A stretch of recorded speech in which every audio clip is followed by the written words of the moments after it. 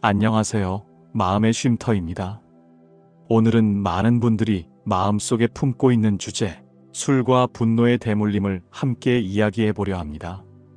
누군가의 손에 늘 쥐어진 잔, 그 잔 속에는 단순한 술이 아니라 오래된 고통이 담겨 있습니다. 술은 입으로 들어가지만 진짜 취하는 건 마음입니다. 그리고 그 마음의 그림자는 세대를 따라 이어집니다. 한 제자가 있었습니다. 그는 부처님 앞에 엎드려 말했습니다. 부처님, 저는 술을 끊고 싶습니다. 하지만 술을 놓는 순간 제 안에 화가 폭발합니다. 그의 손끝은 미세하게 떨렸고 그 떨림 속에는 단순한 중독이 아닌 습관의 고통이 숨어 있었습니다. 그는 말을 이었습니다. 저의 아버지도 늘 그랬습니다. 술이 없으면 분노가 터졌고 분노 뒤엔 긴 침묵이 찾아왔습니다. 저는 그 침묵 속에서 자랐습니다. 어릴 때는 그렇게 되지 않겠다고 다짐했지만 이제 제 목소리와 눈빛이 아버지를 닮아갑니다. 그는 얼굴을 감싸며 울었습니다. 부처님, 저는 아버지를 미워했습니다. 그러나 이제 그 분노가 제 안에서 살아 움직입니다. 술이 사라지면 허기가 밀려오고 분노가 지나면 공허함이 남습니다.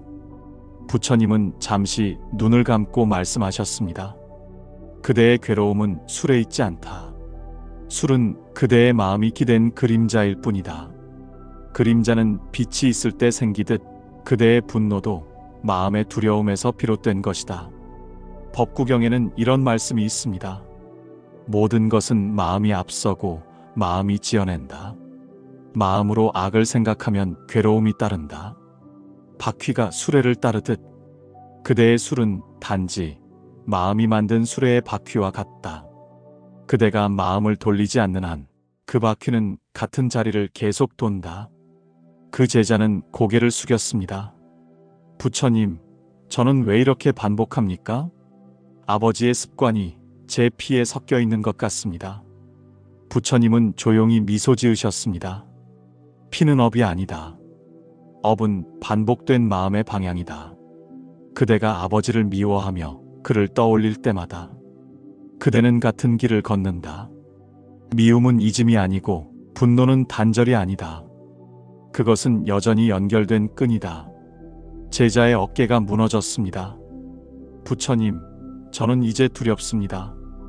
이 고리가 제 아이에게도 이어질까봐. 그때 부처님은 조용히 등불을 가리키셨습니다. 불을 보아라. 불은 따뜻함도 주지만 쥐면 손을 태운다. 그대의 분노도 그러하다. 불을 없애려 하면 더 번지고 그 불을 바라보면 빛으로 변한다. 그 말에 제자는 고개를 들었습니다. 불빛이 그의 눈에 비쳤습니다. 그제야 그는 깨달았습니다. 자신이 술을 통해 불을 끄려 했다는 것을. 그러나 술은 물이 아니라 기름이었습니다. 부처님은 다시 말씀하셨습니다. 그대의 화는 억눌린 두려움의 불씨다. 그 불씨를 외면하면 더 타오르고 바라보면 잦아든다. 바라본다는 것은 불을 꺼버리는 것이 아니라 그 불을 이해하는 것이다. 그리고 부처님은 제자의 두 손을 보며 덧붙이셨습니다. 그대의 손이 떨리는 것은 두려움 때문이다. 그러나 그 손이 멈출 때 그대의 업은 끊어진다. 제자는 숨을 깊게 들이마셨습니다. 그 숨은 그의 첫 번째 멈춤이었습니다. 그날 도량 위로 노을이 깔렸습니다. 바람이 조용히 불어와 등불을 스쳤고 제자의 그림자가 길게 늘어졌습니다. 그 그림자 속에는 아버지의 얼굴과 자신의 얼굴이 겹쳐 있었습니다. 하지만 이번엔 달랐습니다. 그는 그림자를 피하지 않았습니다. 그림자도 나의 일부임을 알았기 때문입니다. 부처님은 마지막으로 말씀하셨습니다. 그대가 멈추면 대물림은 멈춘다. 업은 피로 전해지는 것이 아니라 마음이 같은 방향을 바라볼 때 이어진다. 그대의 마음이 고요해지는 그 순간 그대의 자식은 더 이상 그 불을 이어받지 않을 것이다. 그날 밤 제자는 오랜만에 술잔 대신 물 한 잔을 마셨습니다. 그 물은 투명했고 그 안에 아무 냄새도 없었습니다. 그는 알았습니다. 이것이 진짜 멈춤이라는 것을. 제자는 무릎을 꿇은 채 한동안 아무 말도 하지 못했습니다. 도량의 바람은 멈추었고 등불은 잔잔하게 타고 있었습니다. 그 고요 속에서 제자는 조용히 물었습니다. 부처님, 저는 왜 이 길에서 벗어나지 못합니까? 머리로는 끊어야 한다는 걸 알지만 몸은 늘 먼저 반응합니다. 손이 술잔을 찾고 입은 변명을 만듭니다. 그의 목소리는 낮았지만 절박했습니다. 화를 참으려 하면 오히려 더 커집니다. 그 순간 저는 제 아버지가 됩니다. 화를 내고 있는 내가 화를 두려워했던 나를 삼켜버립니다.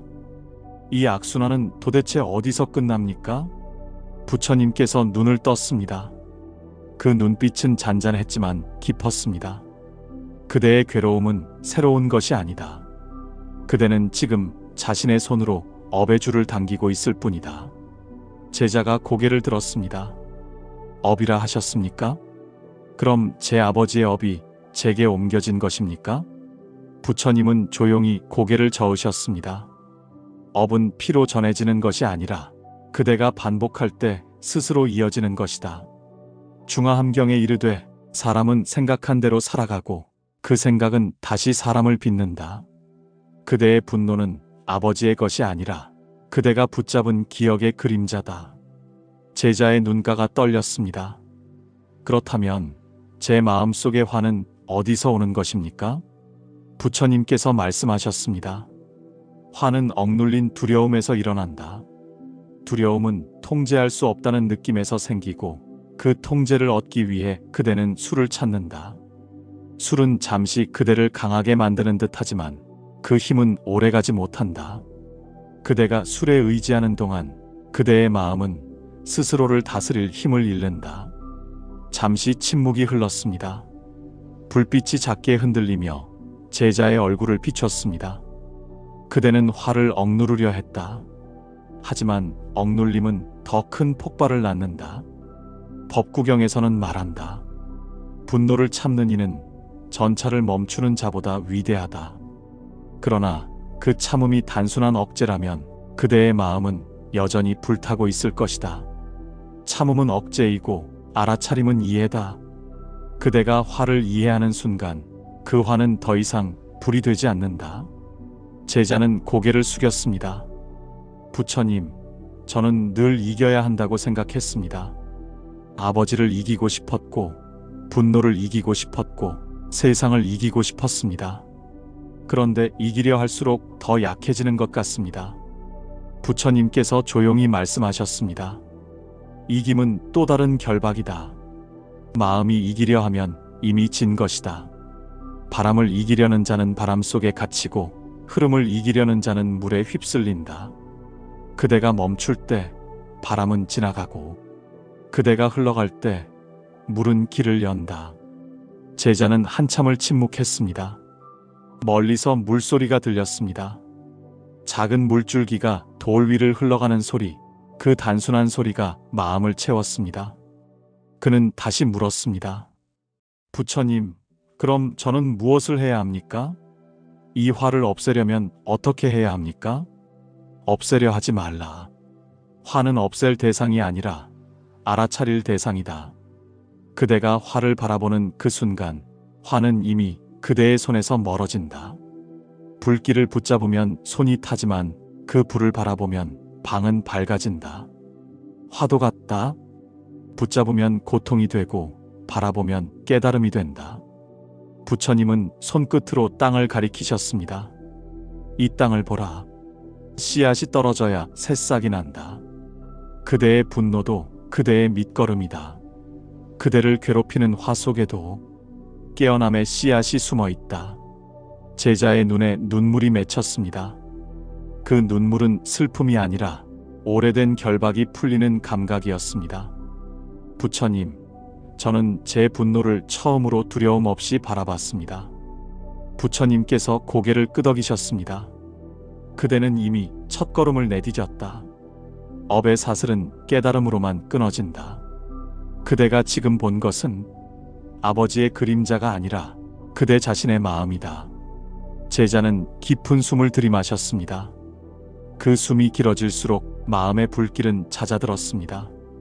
그는 알았습니다. 화는 사라지는 것이 아니라 빛으로 바뀔 수 있다는 것을. 부처님께서 마지막으로 말씀하셨습니다. 불은 불길로 사라지지 않는다. 불은 빛으로 바뀔 때 사라진다. 그대의 분노를 알아차림의 빛으로 바꾸라. 그 빛이 그대와 그대의 아이를 함께 비출 것이다. 그 말이 끝나자 멀리서 새 한 마리가 날아올랐습니다. 도량은 잠시 고요했고 그 고요 속에서 제자의 눈빛이 변했습니다. 이제 그는 아버지를 미워하지 않았습니다. 그저 그 고통을 이해하고 있었습니다. 도량의 새벽은 점점 밝아지고 있었습니다. 제자는 여전히 부처님 앞에 앉아 있었습니다. 그의 얼굴은 한결 고요했지만 눈빛은 여전히 물었습니다. 부처님, 저는 이제 화의 근원을 조금 알겠습니다. 하지만 제 안에는 여전히 무언가가 남아 있습니다. 이 분노와 술의 습관이 제 삶을 따라다니는 이유, 그것이 정말 제 운명입니까? 부처님은 천천히 눈을 뜨셨습니다. 그대의 괴로움은 운명이 아니다. 그것은 단지 익숙함이다. 익숙함이 오래되면 업이 된다. 제자가 고개를 갸웃했습니다. 업이란 결국 제가 반복한 마음입니까? 그렇다. 업은 하늘에서 주어지는 벌이 아니다. 그대가 한 생각, 한 말, 한 행동이 같은 방향으로 쌓여 만들어진 길이다. 부처님은 옆에 돌멩이를 하나 들어 강물에 던지셨다. 작은 물결이 퍼져나갔다. 이 돌이 한 번 떨어질 때는 물결이 곧 사라진다. 하지만 계속 던지면 강물은 탁해지고 흐름이 바뀐다. 그대의 분노도 같다. 한 번의 화는 지나가지만 그 화를 반복하면 그것이 업이 된다. 부처님은 손바닥을 펼치며 말씀을 이었다. 연기경에서는 말한다. 무명에서 행이 일어나고 행에서 의식이 생긴다. 그 의식이 이름과 형태를 짓고 그 이름이 다시 그대를 묶는다. 이것이 업의 순환이다. 제자는 고개를 숙였습니다. 부처님, 저는 알고 있었습니다. 술이 해롭다는 것을, 분노가 상처를 남긴다는 것을. 하지만 그걸 멈출 수 없었습니다. 이것이 무명입니까? 그렇다. 무명은 모름이 아니라 안다고 믿는 착각이다. 그대는 알고 있었지만 보지 않았다. 그대는 느꼈지만 멈추지 않았다. 그것이 바로 무명의 작용이다. 잠시 침묵이 흘렀습니다. 바람이 부처님의 옷자락을 스쳤고 제자는 그 소리를 따라 천천히 숨을 내쉬었습니다. 부처님, 저는 의지로 바꾸려 했습니다. 하지만 매번 무너졌습니다. 의지는 불꽃과 같다. 강하게 타오르지만 오래가지 않는다. 의지가 지속되지 않는 것은 방향이 이김에 있기 때문이다. 그대는 이기려 했으나 멈추려 하지는 않았다. 업은 힘으로 끊어지지 않는다.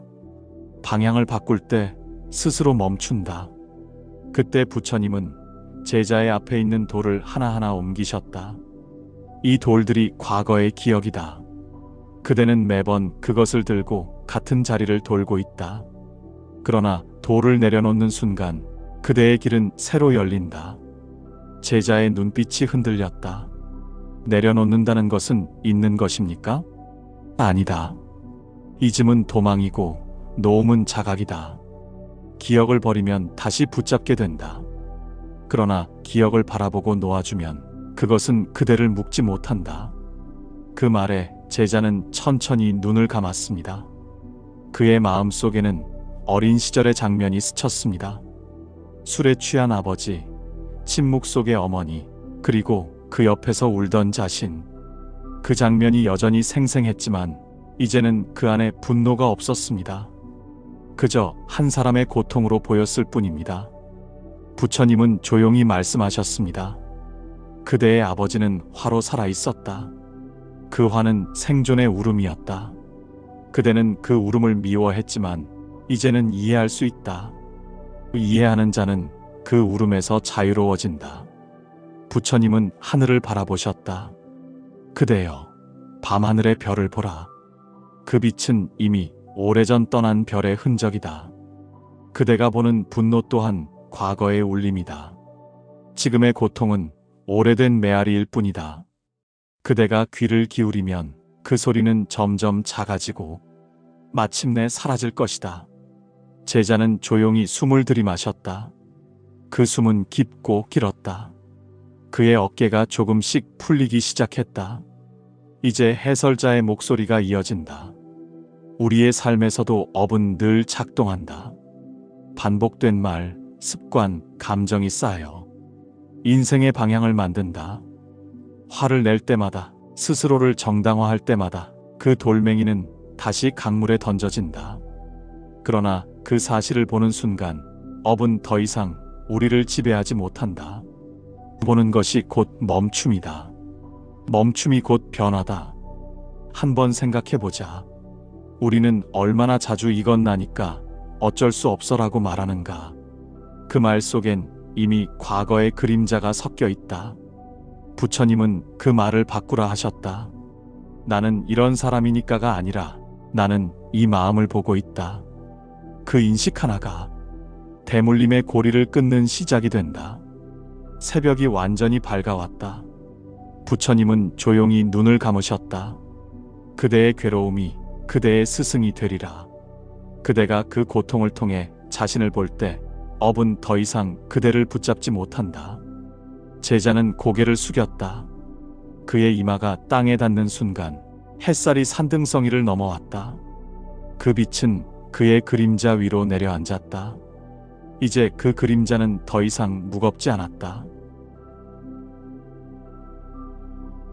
도량의 바람이 조금씩 따뜻해지고 있었습니다. 새벽의 어둠이 걷히자 등불의 불빛이 부드럽게 흔들렸습니다. 부처님께서 제자의 앞에 놓인 그 불을 가리키셨습니다. 그대를 불로 비유하겠다. 불은 따뜻하게도 하고 태우기도 한다. 그대의 분노도 그러하다. 제자는 조용히 불꽃을 바라보았습니다. 불은 작았지만 살아있었고 작게 흔들리며 방 안의 어둠을 밀어냈습니다. 불을 쥐면 손이 타지만 그 불을 바라보면 방이 밝아진다. 중독의 불은 붙잡을수록 번지고 놓아줄수록 빛으로 변한다. 그 말에 제자는 천천히 손을 내렸습니다. 그는 알았습니다. 지금까지 자신이 불을 끄려는 자였다는 것을. 그러나 불은 없애는 것이 아니라 이해해야 하는 것이었습니다. 부처님께서는 이어 말씀하셨습니다. 이제 물을 보라. 물이 흐를 때는 맑고 고이면 썩는다. 그대의 마음도 그러하다. 분노와 탐욕이 머무는 곳은 탁해지고 이해와 자비가 흐르는 곳은 맑아진다. 멀리서 계곡물이 바위를 치는 소리가 들려왔습니다. 그 소리는 꾸짖지 않았고 흘러가며 모든 것을 씻어냈습니다. 제자는 속삭이듯 물었습니다. 부처님, 저는 감정을 막는 것이 절제인 줄 알았습니다. 절제는 막음이 아니라 흐름이다. 그대가 화를 막으면 그것은 고이고 흐르게 하면 스스로 잦아든다. 고통을 두려워하지 말라. 그것은 흐름의 일부다. 부처님은 잠시 고요히 눈을 감으셨다 뜨셨습니다. 그대는 분노를 무겁게 여긴다. 그러나 분노는 그대가 여전히 살아있다는 증거다. 죽은 강에는 흐름이 없고 식은 불에는 온기가 없다. 그대의 고통은 살아있으려는 마음의 움직임이다. 제자의 어깨가 미세하게 떨렸습니다. 그러나 그 떨림은 두려움이 아니라 이해의 시작이었습니다. 부처님, 저는 이제 제 화를 두려워하지 않겠습니다. 좋다. 그대는 이제 바람을 알아야 한다. 부처님은 손바닥을 펴서 허공을 가리키셨습니다. 바람은 눈에 보이지 않지만 모든 것을 움직인다. 분노와 중독의 뿌리도 그러하다. 그대는 결과만 보려 하고 원인을 보지 못한다. 그대는 술이 문제라 여겼다. 그러나 술은 바람에 흔들리는 나뭇잎일 뿐이다. 진짜 문제는 바람의 방향이다. 그대 마음의 바람이 어디를 향하느냐, 그것이 중독의 근원이다. 제자는 조용히 손을 펴보았습니다. 그 손끝을 스치는 바람이 따뜻했습니다.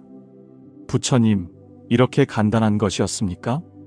단순하지만 어렵다. 사람은 손을 펴는 것보다 움켜쥐는 법을 먼저 배운다. 부처님은 다시 땅을 바라보셨습니다.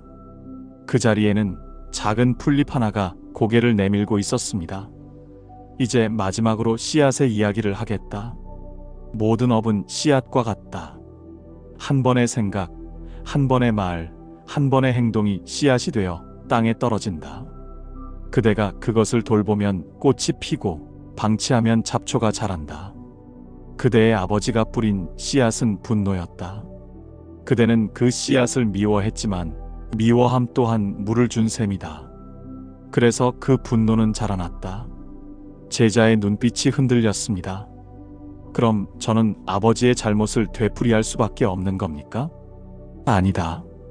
그대는 같은 씨앗을 다른 손으로 다루고 있다. 그대의 손길이 다르면 그 씨앗은 독초가 아니라 꽃이 된다. 부처님은 흙 위에 작은 씨앗을 손에 올려 보이셨다. 이 씨앗이 어떤 열매를 맺을지는 아무도 모른다. 그러나 흙을 돌보는 자의 마음이 맑으면 독초도 향기를 낸다. 그대의 마음이 평정하면 분노의 기억도 연민으로 바뀐다. 그대가 화를 알아차릴 때 그 불은 더 이상 타지 않는다. 그대가 술을 내려놓을 때 그 잔은 단순한 그릇이 된다. 제자는 조용히 숨을 내쉬었다. 그 숨은 이전보다 길었고 따뜻했다. 그때 부처님께서 말씀하셨다. 불은 빛으로, 물은 흐름으로, 바람은 멈춤으로, 씨앗은 꽃으로 변한다. 그대의 고통도 그렇게 바뀔 수 있다.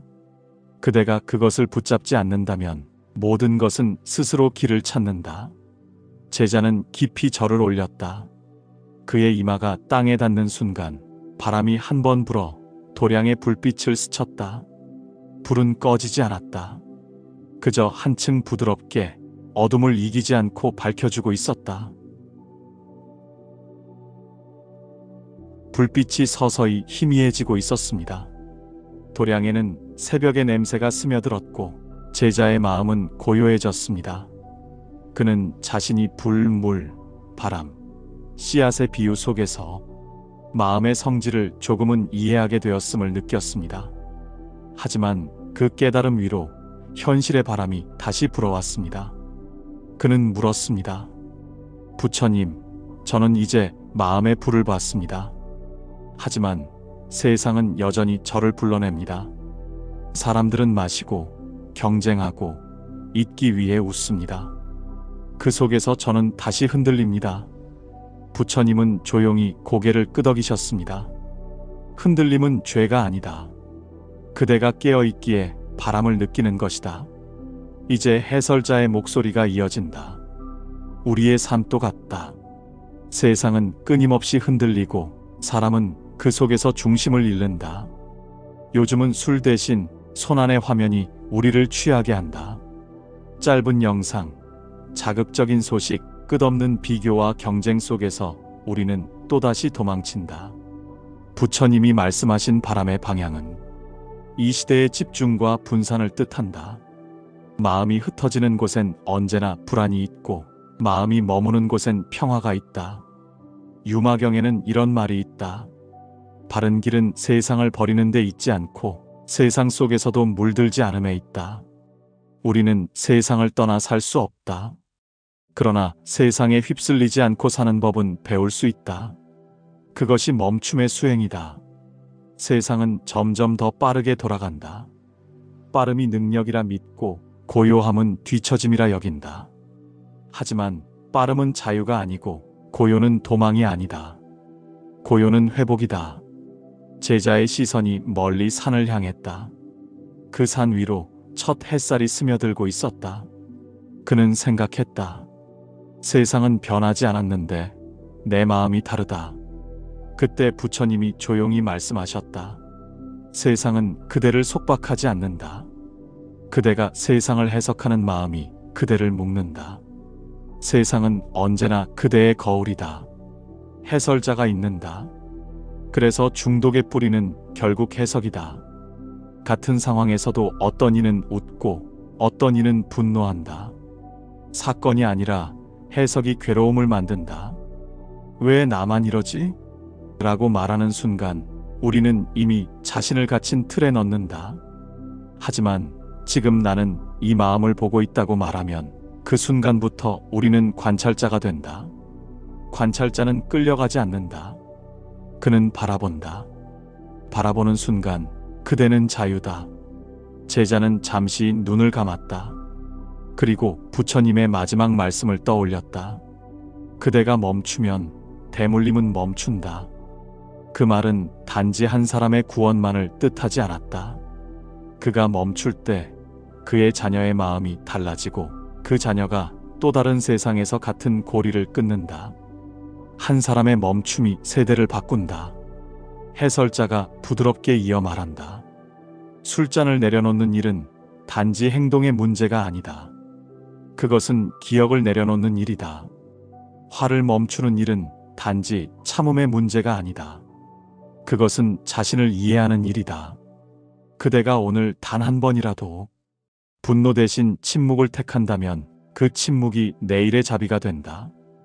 그대가 술 대신 물을 택한다면 그 물이 내일의 맑음이 된다. 부처님은 제자에게 마지막으로 말씀하셨다. 그대의 멈춤은 세상의 평화와 연결된다. 그대의 한 번의 멈춤이 이웃의 숨을 부드럽게 하고 그대의 고요가 세상의 소음을 조금 덜어준다. 제자는 깊이 절을 올렸다. 그의 마음은 더 이상 죄책이 아니라 책임이었다. 카메라가 천천히 도량을 비춘다. 노을이 걷히고 새벽의 빛이 산 위로 번진다. 그 빛 아래에서 제자는 두 손을 모았다. 이제 그는 아버지를 미워하지 않았다. 그의 과거를 용서했고 그 용서 안에서 자신을 새롭게 낳았다. 부처님께서 제자를 바라보셨습니다. 그대는 이제 마음의 불을 보았다. 그러나 불을 본 것만으로는 길이 아니다. 이제 그 불을 다스릴 법을 배워야 한다. 제자는 고개를 숙였습니다. 부처님, 저는 다시 살아보고 싶습니다. 습관이 아닌 선택으로 하루를 살고 싶습니다. 그 길을 가르쳐 주십시오.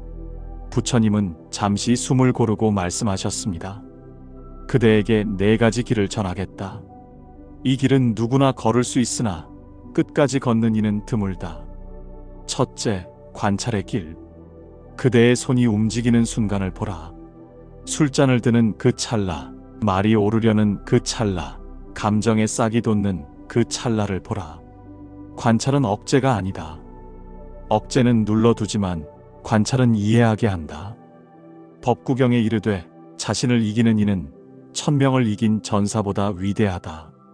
그대가 자신을 보는 순간 그대는 이미 이긴 것이다.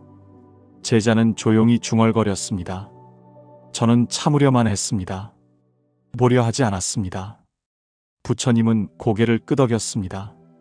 그대는 이제 보고 있다. 그것이 첫걸음이다. 둘째, 경계의 길.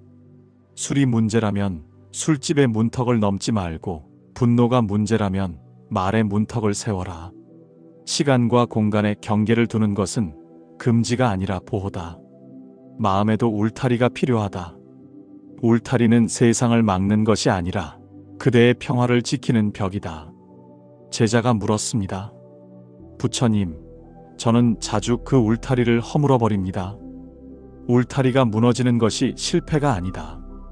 다시 세우는 것이 수행이다. 그대가 넘어지는 횟수가 곧 그대의 성찰이 된다. 한 번 더 세우면 그만큼 한 걸음 더 가까워진다. 셋째, 대체의 길. 욕망을 없애려 하지 말고 다른 숨으로 바꾸라. 술 대신 물을, 분노 대신 침묵을, 비난 대신 감사의 말을 택하라. 욕망은 사라지지 않는다. 그대의 마음이 향하는 곳이 바뀌면 욕망은 자비로 녹는다. 부처님은 미소 지으며 말씀하셨다. 그대가 화가 날 때 한 번 숨을 들이쉬고 내쉬어라. 그 짧은 한 호흡이 천마디 말보다 깊다. 그대의 말이 멈추면 분노는 혼자서 타지 못한다. 제자는 숨을 내쉬며 속삭였습니다. 멈춤이 이렇게 간단했군요. 넷째, 자비의 길. 그대는 자신을 벌하면서 변화하려 했다. 그러나 벌은 증오를 낳는다. 자비는 자신에게서 시작된다. 그대가 자신을 용서하지 않으면 아무리 좋은 길도 오래가지 못한다. 유교경에서는 말한다. 타인을 용서하되 먼저 자신을 용서하라. 그대의 아버지를 미워하지 말라. 그의 분노 속에도 고통이 있었다. 그 고통을 이해할 때 그대의 마음에는 연민이 피어난다. 제자의 눈에 눈물이 맺혔습니다. 그 눈물은 슬픔이 아니라 치유의 시작이었습니다. 그대의 자비는 세대를 바꾼다. 자비로 자란 아이는 화를 기억하지 않는다. 그대의 한숨이 아니라 그대의 고요를 기억할 것이다. 부처님은 제자의 손 위에 손을 얹었습니다. 그대는 이제 걸음을 배웠다. 이제부터는 반복이 아니라 호흡으로 살아라. 하루 한 번 숨을 알아차리고 하루 한 번 말 대신 침묵을 두라. 그것이 업을 끊는 첫 실천이다. 그리고 부드럽게 말씀을 맺으셨다. 기억하라. 세상을 바꾸는 것은 큰 행동이 아니다. 그대의 한 잔의 멈춤, 한 번의 참음, 한 번의 미소가 세대를 바꾸는 법이다. 이제 해설자의 목소리가 덧붙는다. 우리의 일상도 같다. 술, 말, 분노, 비교, 욕망. 이 모든 것은 마음의 자동 반응이다. 그러나 한 번 멈춤을 선택할 때 그 자동은 의식으로 바뀐다. 멈춤은 패배가 아니다. 멈춤은 자유의 첫 징후다. 오늘 단 한 번이라도 그대의 숨을 의식해보라. 그 한 호흡이 당신의 운명을 바꿀지도 모른다. 새벽의 공기가 투명해졌다. 도량은 고요했고 나뭇잎 끝에 이슬이 햇살에 반짝였다. 제자는 부처님 앞에 앉아 있었다. 그의 어깨에는 더 이상 긴장도 두려움도 남지 않았다. 오직 깊은 숨과 고요한 눈빛만이 자리했다. 부처님이 말씀하셨다. 그대는 긴 길을 걸어왔다. 화는 사라진 것이 아니라 빛으로 바뀌었다. 술은 죄가 아니라 깨달음의 거울이었다. 제자는 고개를 들었다. 그의 얼굴에는 미소가 떠올랐다. 부처님, 저는 이제 압니다. 세상을 탓하지 않아도 된다는 것을. 부처님은 조용히 고개를 끄덕였다. 그대를 괴롭히는 것은 세상이 아니라 그대의 마음이다. 그 말이 공기 속에 번지며 머물렀다. 시간이 잠시 멈춘 듯 모든 소리가 잦아들었다. 제자는 눈을 감고 깊이 숨을 들이마셨다. 그 숨이 몸 안에서 천천히 흘러갔다. 그는 알았다. 이제 더 이상 싸워야 할 것도 끊어야 할 것도 없다는 것을. 부처님은 눈을 감은 채 말씀하셨다. 그대여, 고통이 사라진 것이 아니라 그대가 고통을 품을 수 있게 된 것이다. 그것이 진정한 자유다. 그 순간 새 한 마리가 하늘을 가로질러 날았다. 그 새의 날갯짓은 가볍고 길었다. 제자의 마음에도 바람이 스며들었다. 그는 미소 지었다. 세상은 여전히 그대로였지만 그의 마음은 완전히 달라져 있었다. 부처님께서 천천히 일어나셨다. 바람이 도량을 스치고 대나무 잎이 부드럽게 흔들렸다. 제자는 여전히 합장한 채 앉아 있었다. 그의 손은 비어 있었고 그 빈손이 평화의 모양이었다. 부처님이 말씀하셨다. 그 손으로는 더 이상 술잔을 쥐지 않을 것이다. 그 손으로는 화를 쥐지 않을 것이다. 그 손은 이제 빛을 쥐게 될 것이다. 그대가 오늘 멈춘 것은 한 사람의 습관이 아니라 세대를 따라 흐르던 업의 강물이다. 그 강이 멈춘 자리에서 새로운 샘이 솟을 것이다. 그 말에 제자의 눈가가 젖었다. 그는 자신이 끄는 것이 단지 술이 아니라 슬픔의 유전임을 깨달았다. 부처님은 하늘을 올려다보셨다. 세상은 여전히 욕망으로 흔들리겠지만 그대의 고요 한 사람만 있어도 세상은 조금 덜 흔들린다. 연꽃은 진흙 속에서 피어나되 진흙을 미워하지 않는다. 그대의 과거도 그러하다. 분노와 술이 진흙이었다면 그대의 자비는 연꽃이다. 제자는 눈을 감았다. 그의 마음 속에서 오래된 장면이 떠올랐다. 술에 취한 아버지가 울던 밤, 그 옆에서 숨죽이던 어린 자신. 이제 그 아이가 그의 안에서 조용히 웃고 있었다. 그 웃음은 눈물이 아닌 평화였다. 부처님이 조용히 말씀하셨다. 그 이해가 곧 용서이고 그 용서가 곧 해탈이다. 그대가 이해하는 순간 대물림은 끊어지고 업은 꽃으로 변한다. 잠시 침묵이 흘렀다. 그 침묵은 말보다 깊고 기도보다 맑았다. 부처님은 마지막으로 축원하셨다. 그대의 집에 한 송이 꽃이 피어나고 그 향기가 다음 세대의 숨이 되기를. 그대의 고요가 세상의 불을 잠재우기를. 바람이 불었다. 그 바람은 제자의 어깨를 감싸며 지나갔다. 멀리서 종소리가 울려 퍼졌다. 그 소리는 천천히 도량을 채우며 사라졌다. 제자는 이마를 땅에 대며 마지막 절을 올렸다. 그의 손끝이 흙에 닿자 그 흙 위에서 작은 새싹이 돋아났다. 부처님이 그 새싹을 보며 말씀하셨다. 그대의 멈춤이 곧 세상의 봄이다. 이제 이야기를 듣고 있는 당신에게 전하고 싶습니다. 당신이 오늘 잠시 멈춰 숨을 고른다면 그 한 호흡이 당신의 삶을 바꿀 수 있습니다. 누군가를 미워하던 마음, 스스로를 탓하던 습관, 그 모든 건 지금 이 순간 멈출 수 있습니다. 오늘도 마음의 쉼터였습니다. 이 이야기가 당신의 하루에 작게나마 평화를 남기길 바랍니다. 구독과 좋아요, 그리고 댓글로 당신의 사연을 들려주세요. 당신의 이야기가 다음 법문이 될 수 있습니다.